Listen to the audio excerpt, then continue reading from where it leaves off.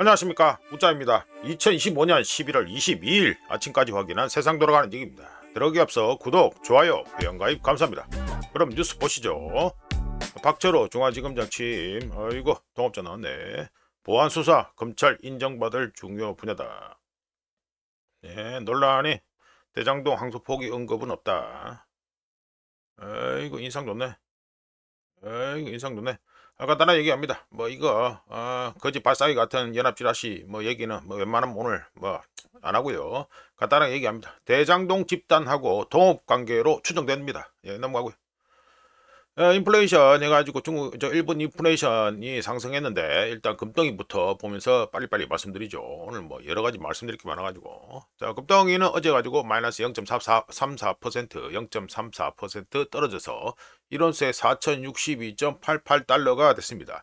우자가 22평선 요거 점선으로 된 거 요거 볼린저 밴드 중간입니다만 어차피 22평선하고 같은 거라 가지고 요거 따라서 갈 거다, 이렇게 말씀드렸습니다. 자, 넘어가고요. 은덩이는 금덩이보다 더 많이 떨어져가지고 마이너스 1.46% 하락해서 1온스에 49.92 92달러가 되네요. 별반 다르지 않을 거라고 봅니다. 금덩이하고 은덩이하고 별반 다르지 않을 거다. 어차피 은덩이는 금덩이 영향권 안에 들어가 있으니까 별반 다르지 않을 거다. 예, 넘어가고요. 달러 인덱스를 보시면 해가지고 지금 0.00% 거의 변동이 없죠. 변동이 없이 해가지고 100.15가 됐습니다. 여전히 202평선 위에 올라가 있고요. 오늘 후반부에 해가지고 달러 인덱스 100 돌파 의미에 대해서 말씀을 드리겠습니다. 아이고, 22평선이 벌써 202평선 위에까지 올라와 있네. 근처까지 갔네요. 아이고, 빠르게 올라오네. 52평선도 아이고 빠르게 올라오네요. 98.73 빠르게 올라옵니다. 물론 이 차트 기준입니다. 자, 넘어가가지고요. 이거는 인베스팅 거에서 나온 지난 24시간 동안에 달러 인덱스 해가지고 변화된 겁니다. 보시면 해가지고 여기 기준에서는 100.16 해가지고 마이너스 0.07% 찔끔 하락한 거로 돼 있죠. 예, 이런 됩니다. 이 차트 모양을 기억하시고, 자, 오늘 원합니다. 차트 모양이 비슷하다가 끄트머리가 좀 많이 더 처졌죠. 예, 끄트머리가 좀 더 많이 처졌다, 이렇게 되겠습니다. 요 차트 기준으로 해가지고 0.36% 좋아져가지고 1달러에 1469.23 이거를 좋아졌다 해야 되나? 1469.23 1470원. 예, 그래 됩니다. 다음 주에 어떻게 될는지 보시면 되겠고, 지금 일본에서 경기 부양책 가지고 21조엔 이상 해가지고 대규모로 해가지고 통과를 시켰습니다. 아주 끝내준다. 지금 이게 다카이치 내각이 통과시킨 게 얼마나 큰 문제를 일으키는지 이걸 알고 계셔야 되는데, 관련해서 우자가 급하게 어제 포스팅을 했습니다. 자, 엔화는 보시면 해가지고 0.65% 좋아져가지고 쭉 내려가죠. 예, 좋아져가지고 1달러에 156.445엔 이래 됩니다. 참고로 일본 정부에서 1달러에 160엔까지 엔화 값이 떨어지기 전에 개입할 수 있다. 외환 시장에 개입할 수 있다고 발표했습니다. 그러면 지금 160엔이면 얼마 안 남았죠? 이게 156.47 어제 157.5 157.5 정도면은 얼마 안 되지. 얼마 안 되겠죠. 그러니까 개입하기까지는 거의 얼마 안 남았다, 이렇게 보시면 되겠고, 어제 그 뉴스를 보신 분들은 아실 거고, 우자가 관련해서 이후 포스팅은 미리 했는데, 미리는 아니구나. 어제 저녁에 급하게 했는데, 다카이치 내각은 우한폐렴에 대응하는 규모와 비슷한 공식적으로는 21조엔 넘어가지고 나왔는데, 실제로는요, 총 합계를 내서 영향을 미치는 총액은 얼마냐면 42조 8천억 엔 규모입니다. 어마어마한 겁니다. 달러로 환산하면 2722억이나 됩니다. 무려 2722억짜리 경기 부양책을 다카이치 내각이 어제 승인했습니다. 자, 이게 다카이치 내각이 저런 경기 부양책을 한 게 뭘 의미하고 뭘 예상케 하는지 우자가 어제 급하게 포스팅했는데, 영상은 빨리 만들도록 하겠습니다. 영상 빨리 만들어가지고, 저희 영상 만들어가지고 이제 공개하는 인터벌을 갖다가 좀 빨리 좀 쪼리든가 이래야겠네. 하여튼 그래 하고요. 예. 요거는 인플레이션, 일본 인플레이션 발표됐으니까 말씀드립니다. 일본의 인플레이션은 YOY 전동을 대비해가지고 9월에 2.9%인데 10월에 3%로 올라가죠. 예, 3%로 상승되고요. 그리고 코어 인플레이션, MOM도 얘기할까? MOM 인플레이션, 일본 인플레이션 MOM은 9월에 0.1%인데 10월에 0.4%로 상승했습니다. 그리고 코어 인플레이션, 근원물가 지수 뭐 이렇게 해야죠. 코어 인플레이션은 YOY 기준 9월에 2.9%였던 10월에 3%로 이것도 상승했고요.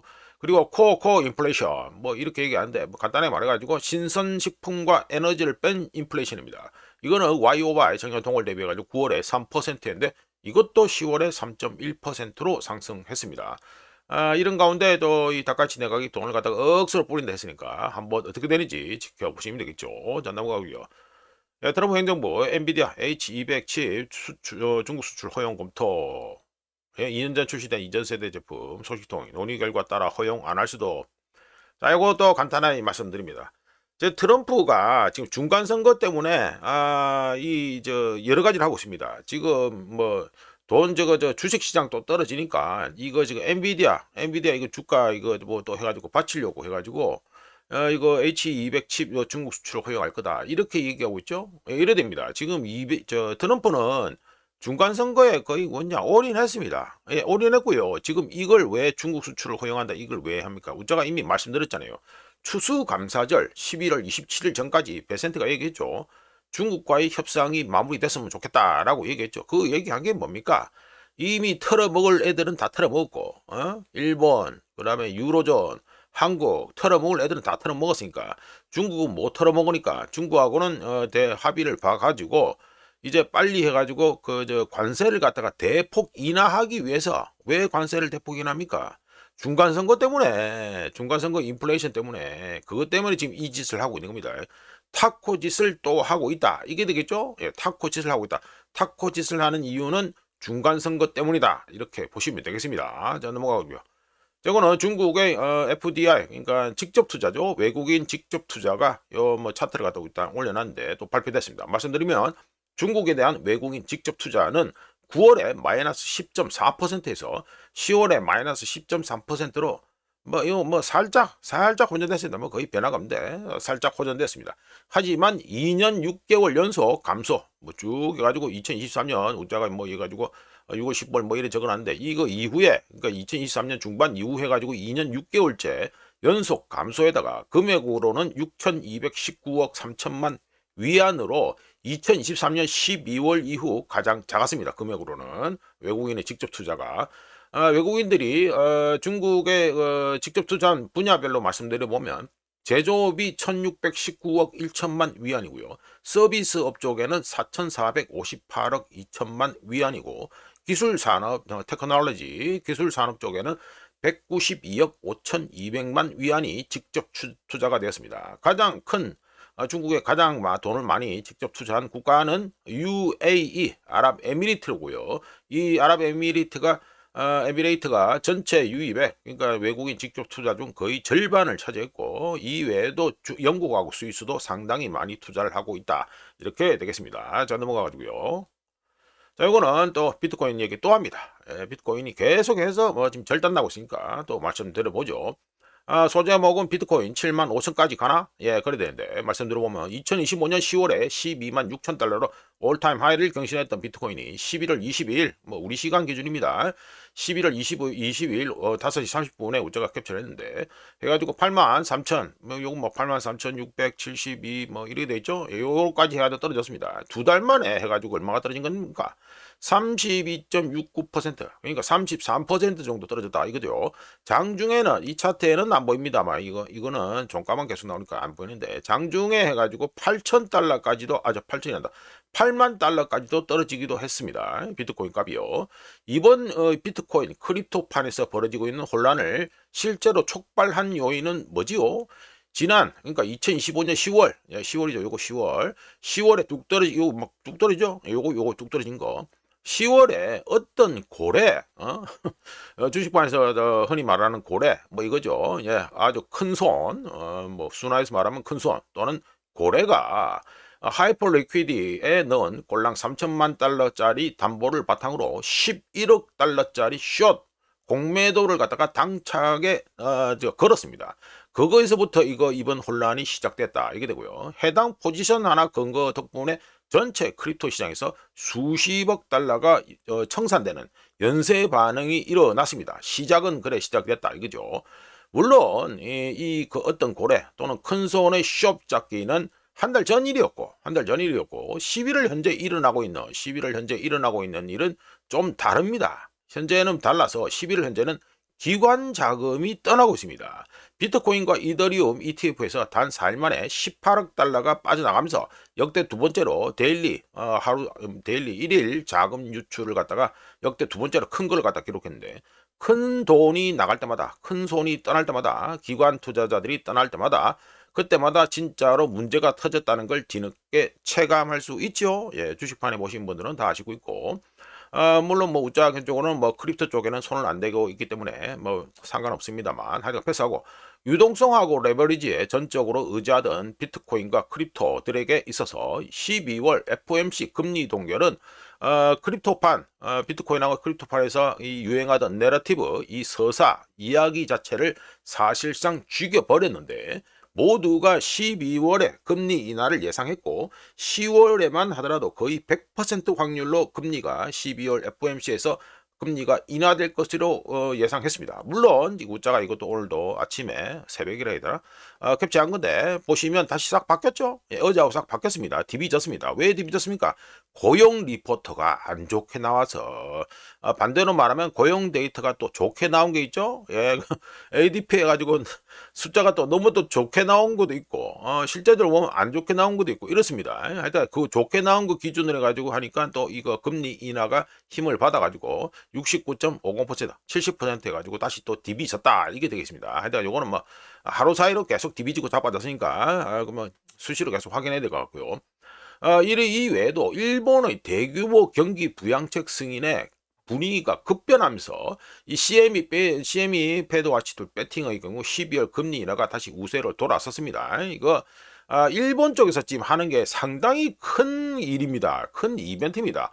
다카이치의 경기 부양책, 이거 대규모 경기 부양책이 엄청나게 큰 이벤트입니다. 예, 그러니까 그거를 갖다가 감안하셔야 된다. 뭐 뒷얘기를 말씀드리면, 어제 월가 빅 은행들, 그러니까 큰 은행들이 해가지고 파월하고 갑자기 그 회동을 했다는 업계 소문도 있습니다.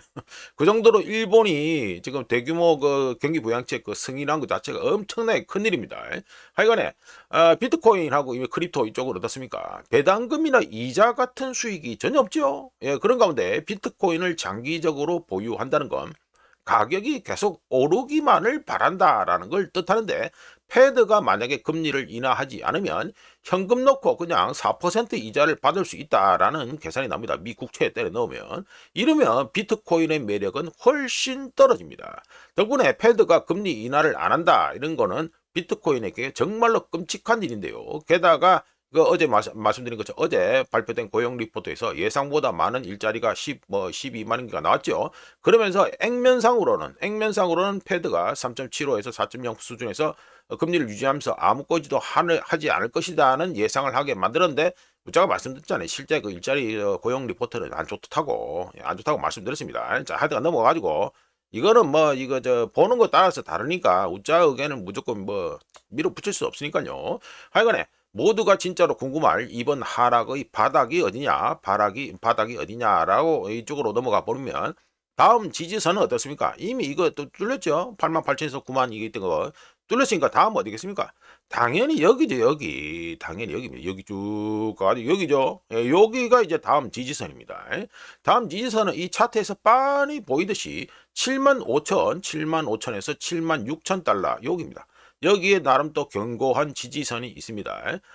그리고 75,000달러까지 간다 이러면은 매수자들이 몰릴 가능성이 높다, 이렇게 보고요. 그런데 이거 75,000달러 밑으로 떨어지면 어떻게 됩니까? 우짜가 보기에는 아주 상황이 엄청나게 안 좋을 것 같다. 진짜 어글리해질 것 같다. 그리고 얼마나 어글리해질 것 같다? 번개와 같은 속도로 어글리해질 것 같다라고 우짜견적으로 봅니다. 자, 흥미로운 점은 고래들, 큰 손들의 거래량 데이터를 보면 현재와 같은 폭락장에서도 고래들, 큰 손들이 매수하고 있다는 게 흥미로운 점인데요. 이는 스마트머니 중 일부가 지금을 바닥이라고 보고 있다는 소리도 됩니다. 당연히 이런 추정은 보장되는 게 아니죠. 왜? 그 고래들, 큰 손들도 틀릴 수 있으니까요.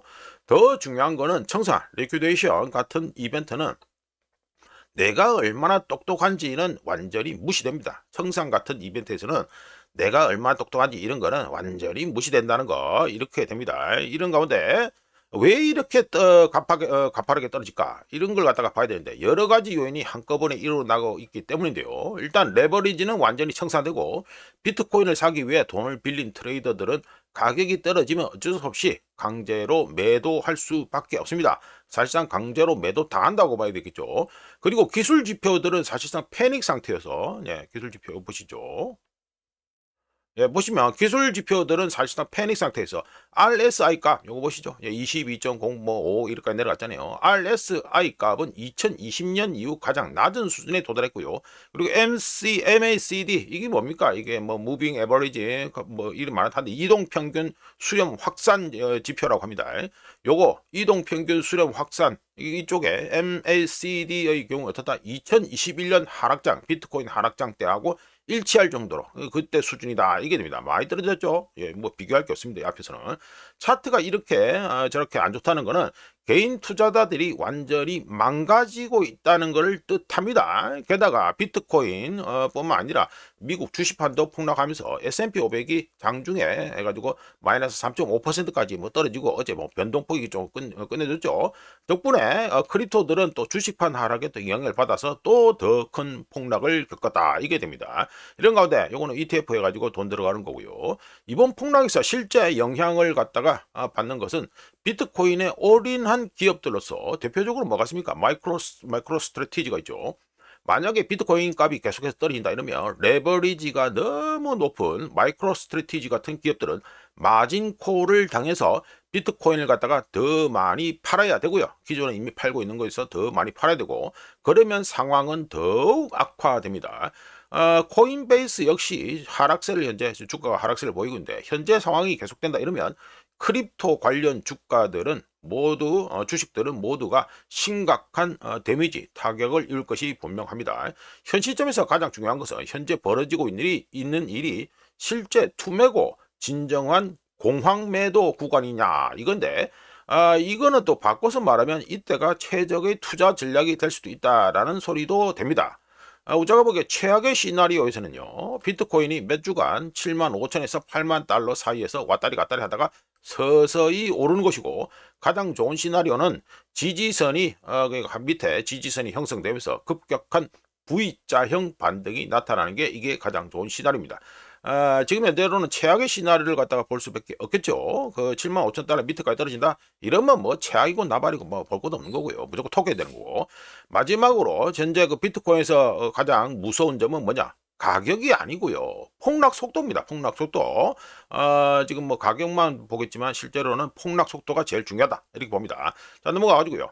자, 요거는 모스크바 타임스에 돼 있는데 이거는 저 친러시아 쪽에서는 별로 안 좋아하는 뉴스입니다.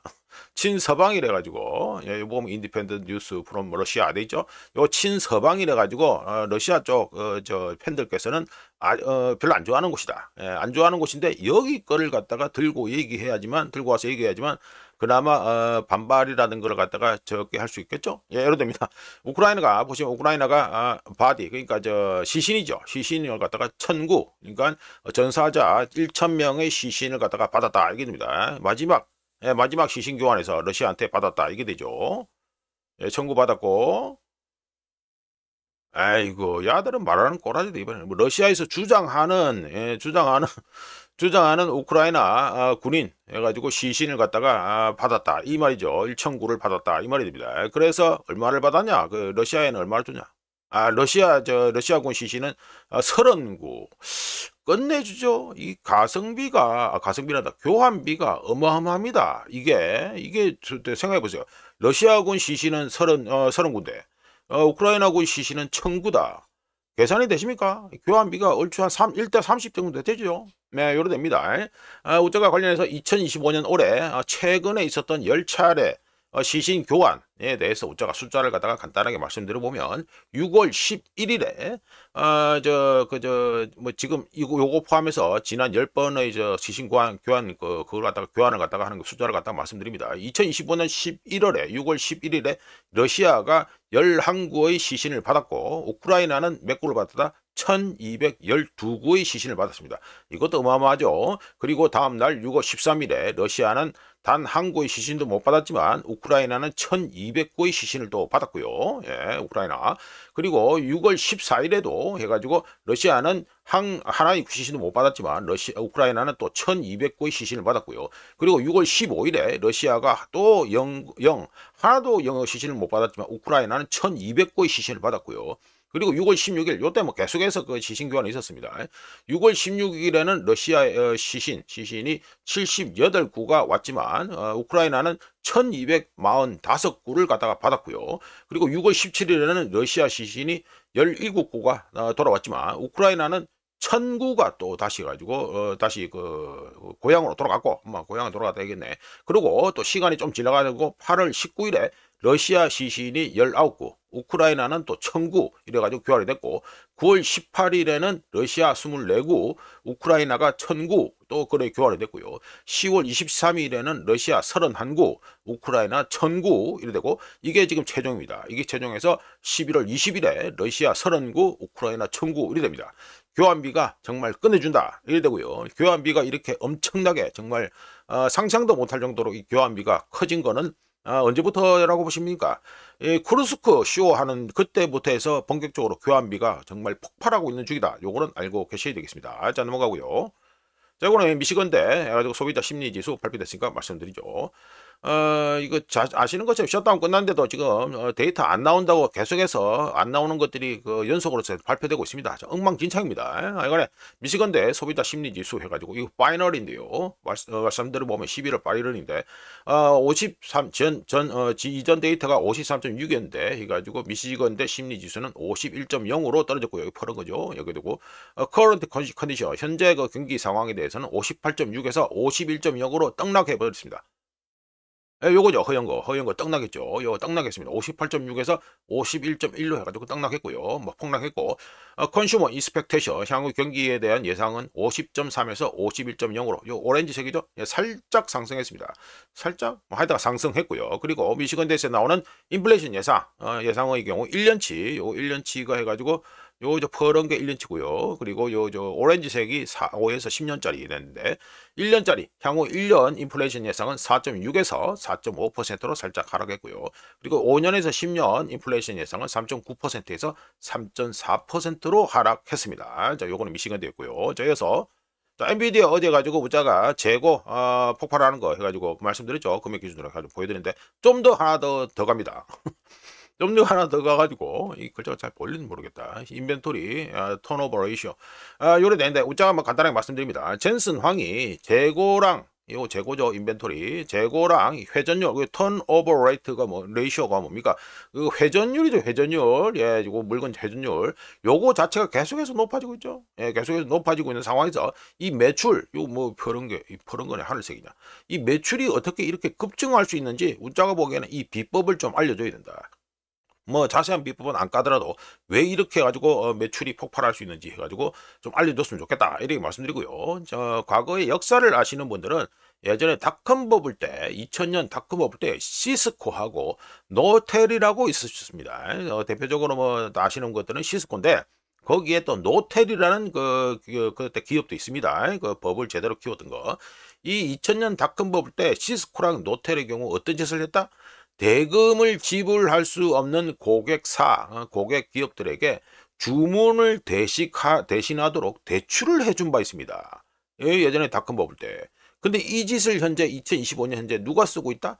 엔비디아가 똑같은 짓을 하고 있습니다. 자, 무슨 말인지 아시겠죠? 예, 장부상 억수로 퍼포먼스가 좋게 나올 수 있다. 엔비디아가 예전에 시스코, 그 유명한 시스코와 똑같은 금융 수법을 쓰고 있다. 이 소리가 되겠습니다. 자, 넘어가고요. 자, 요거는 빅스입니다. 간만에 해가지고 우자가 어제 뭐 캡처했는데 뭐 올라가든 말든 해가지고 캡처했는데 뭐 올라가면 좀 올라가고 뭐 이렇게 되겠죠. 하여간에 빅스 관련 얘기를 또 말씀드려 봅니다. 빅스는 S&P 500 지수에 대한 보험비 성격을 띠고 있어서 빅스가 이 공포지수가 상승 또는 급등한다는 것은 사람들이 갑자기 보호에 자신의 자산 보호에 관심을 갖게 된다. 이걸 뜻합니다. 11월 셋째 주 미국 미국 주 증시는 단순히 하락한 것이 아니라 일제히 하락했었는데 S&P 500은 지지선이었던 6,550이 붕괴되었었고요. 나스닥하고 다우 모두 하락했었지요. 예, 그리고 애플, 엔비디아, 테슬라, 알파벳, 그러니까 구글 이런 데처럼 지수를 지지해주던 대형주들도 동시에 매도세를 보였습니다. 이런 전반적인 약세는 거의 항상 빅스 공포지수를 갖다가 상승시키는데, 이는 투자자들에게 특정 기업이나 특정 섹터만 문제가 아니라 전체 투자의 심리가 문제다, 이거를 알려줍니다. 주식판만 잘 나가네 라는 소리를 갖다가 우짜가 지난 수개월 동안 계속 했는데요. 주식판의 경우 지금 지난 수개월 동안 해가지고 변동성 같은 거는 별로 중요하지 않는 것처럼 행동했지요. 예, 그런데 이 변동성 같은 거를 별로 중요하지 않게 생각하는 걸 갖다가 뭘로 보여줬습니까? 모든 하락이 터질 때마다, 뭐 우짜가 S&P 500 차트는 우짜가 준비 안 했습니다만, 하락이 날 때마다 바이 더 딥 했고요. 모든 공포는 그냥 사라졌고, 유포리아 상태에 쩔면서 모든 공포는 사라졌고, 빅스는 거의 대부분의 기간 동안 쭉 해가지고 잠겨 있잖아요. 거의 대부분의 기간 동안 10%대에서 머물렀습니다. 투자자들이 너무 편안한 또는 나태해졌을 때 이렇게 빅스가 이렇게 갑자기 급등하고 이러는데요. 그동안 투자자들은 패드가 시장을 떠받쳐 줄 것이라고 가정하면서 옵션을 팔고 위험을 감수했지요. 하지만 11월 21일 심리적 기준점이 이동했는데, 셧다운으로 뒤늦게 발표된 고용 리포트는 미국 경제가 둔화 또는 냉각되고 있음을 분명히 보여줬고, 12월 FOMC에서 추가 금리 인하가 아직까지는 확실하게 보장되고 있지 않기 때문에 시장은 갑자기 덜 서포티브적인 배경, 그러니까 뭐 지원이 별로 없는 배경이다 이 말이죠. 여기에 가격을 반영해야 했습니다. 게다가 테크, 기술 쪽하고 크립토 시장의 과밀한 포지션이 청산되면서 1년 내내 리스크를 무시하던 사람들이 갑자기 해지를 찾기 시작했죠. 모두가 동시에 보호받고 싶어 할 때, 이럴 때는 어떻습니까? 옵션 가격이 급등하게 됩니다. 그리고 빅스는 이를 반영하게 되고요. 그동안 유포리아에 쩔어 있던 이 시장은, 유포리아에 쩔던 시장은 했지, 그런 건 뭐 필요 없어, 이렇게 계속 했었습니다. 하지만 지금은 이제는 좀 나를 갖다가 좀 더 보호해야 할지도 모른다라는 것으로 심리가 변하고 있으며, 그게 빅스 차트에서 확인이 되고 있는 거죠. 이런 사고방식의 변화는 변동성이라는 이름으로 즉각적으로 나타납니다. 빅스 움직임은 트레이더들이 드디어 변동성을 공짜 돈처럼 여기지 않게 되었다, 이거를 알려줍니다. 자, 요거 넘어가고요. 자, 요거는 우짜가 어제 가지고 예약해드렸던 달러 인덱스 100 돌파 의미가 되겠습니다. 요 관련해서 우짜가 이미 11월 5일 방송에서 달러 인덱스가 100을 넘을 때라는 얘기를 이미 한 바 있는데, 지금은 뭐 100을 갖다가 확실하게 넘어버렸으니까 해가지고 보안 차원에서도 말씀드리죠. 자, 달러 인덱스가 100을 갖다가 다시 돌파한 것은, 100을 돌파한 것은 시장이 조용히 안정성 모드 또는 안전 모드로 돌아가고 있다는 걸 보여줍니다. 달러 인덱스가 2025년 4월을 지나면서 이 빨간 거 202평선이죠. 빨간 거 이거 밑으로 이거와 멀리 떨어져 가지고 있었다가 11월 들어서자마자 가지고 빨간 거 202평선하고 키스했고요. 그리고 11월 19일에는 이 빨간 선 202평선을 돌파해 버렸는데, 이런 움직임은 시장에서 이렇게 달러 인덱스가 상승하는 게 편하다라고 말하는 것과 같습니다. 달러 인덱스가 갑자기 폭발하는 것은 아니죠. 예, 보시면 뭐 그렇게 뭐 갑자기 뭐 폭발하고 이런다는 느낌이 별로 안 들죠. 하지만 이 100을 돌파했다는 거, 100을 다시 돌파했다는 것은 미묘하고 의미심장해서, 이런 100 돌파는 전 세계적인 불확실성이 미국 국내 불확실성보다 클 때 발생합니다. 그렇다면 달러 매수세는 왜 다시 일어났을까요? 2025년 11월 현재 전 세계에서 벌어지는 모든 일들을 달러 인덱스 차트와 함께 살펴보면 달러 인덱스의 움직임은 사실상 타당하다고 얘기할 수 있습니다. 대표적으로 일본이 있는데, 일본 국채 수익률이 최소 수년 내 최고치를 기록하고 있고요. 여기 보면 10년 만기 일본 국채 수익률인데 보면 쭉 한참 올라가죠. 2008 금융위기 그 이후에는 처음으로 해가지고 이렇게 가장 높다, 이게 됩니다. 일본 국채가 최소 수년 내 수익률이 최고치를 기록하고 있고, 일본 정부가 공식 기준으로는 17조 엔이 넘어가는 21조가 넘어가는 이 대규모 경기 부양책을 내놓는 와중에 엔화는 또 어떻게 됐습니까? 큰 폭으로 하락했죠. 예, 큰 폭으로 하락하고 있는 중입니다. 그러니까 이게 올라간다는 건 엔화값이 떨어진다 이 말이죠.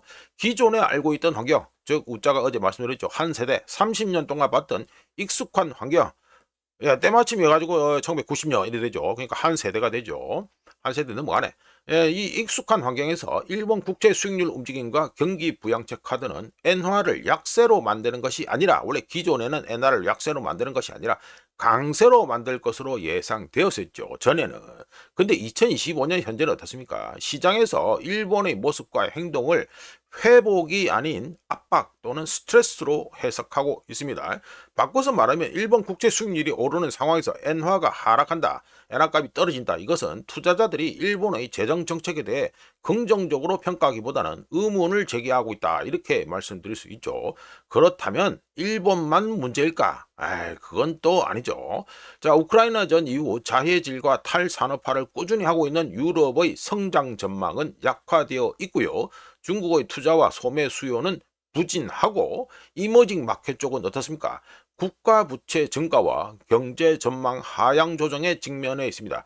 즉 전 세계적으로 목격되는 분위기는 또는 패턴은 전반적인 회복이 아니라 복잡한 문제를 동반한 경기 침체, 슬로우 다운으로 이어지고 있지요. 따라서 머니는 아직까지는 상대적으로 가장 안전하다고 평가되며, 유사시 반드시 필요한 통화, 뭡니까? 달러로 다시 흘러 들어가고 있습니다. 이거는 우짜가 2011년 5월부터 해가지고 끈 장기 트렌드 해가지고 트레이딩 뷰에서 한 건데, 보이지가 까까하게 보여가지고 웬만하면 안 쓰는데, 하여간에 이게 추세만 보시면 되겠습니다. 보시면 해가지고 계속해서 이 라인을 갖다가 지키고 가고 있다, 이렇게 확인하시고요. 하여간에 달러 인덱스 차트에 숨은 더 큰 메시지는 크게 봐서 네 가지 정도인데, 다음과 같습니다. 미국 경제가 호황을 누리고 있거나 미국 달러의 지위가 절대적이라는 걸 의미하지는 않습니다. 달러 인덱스 이 차트에서. 그리고 일본, 유럽, 중국 등 주요 경제권의 성장세가 둔화되고 있습니다. 다음으로 글로벌 자금 공급원 역할을 했던 엔화가 일본이 취약성을 현재 드러내고 있죠. 또 거의 모든 정부들에서는 지금 현재 쉬운 선택지가 이미 사라졌습니다.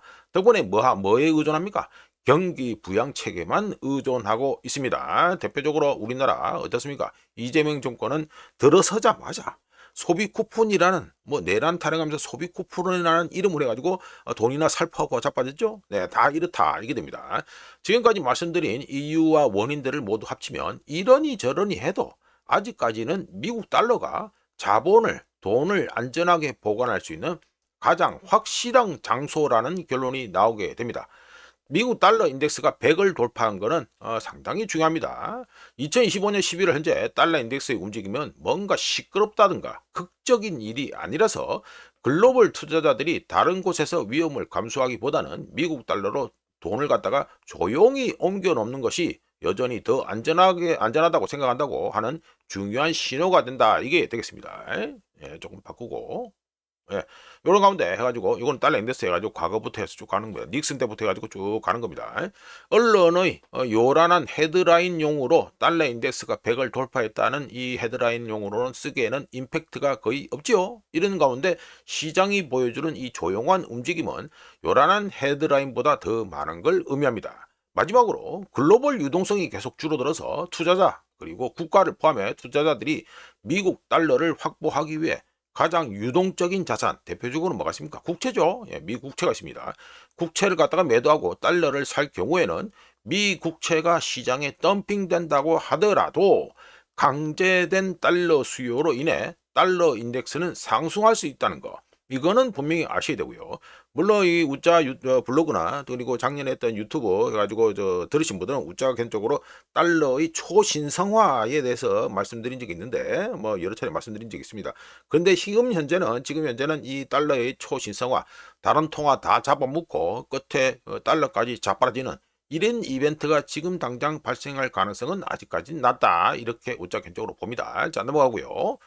자, 이거 가지고 서부 텍사스 나왔습니다. 베이커 휴즈 드릴링 숫자 나온다, 이 말이죠. 자, 말씀드려보면 베이커 휴즈에서 발표한 숫자를 앞서가지고 서부 텍사스 보시면 마이너스 1.78% 떨어져가지고 57.95달러 1배럴에 이렇게 됩니다. 이어서 해가지고 베이커 휴즈에서 발표한 거 보시면 11월 21일로 끝나는 주 기존 베이커 휴즈의 기름 오일 리그 카운트는 전주 417개에서 419개로 2개가 증가했고요. 토탈 리그 카운트는 549개, 549개에서 554개 해가지고 5개가 증가했습니다. 이러면 어떻게 됩니까? 천연가스에서 3개가 증가했다. 이런 산수가 당연히 나오겠죠. 자, 이렇게 해서 2025년 11월 22일 아침까지 확인한 세상 돌아가는 얘기였습니다. 구독, 좋아요, 회원가입 감사합니다. 다음 주 월요일에 찾아뵙겠습니다.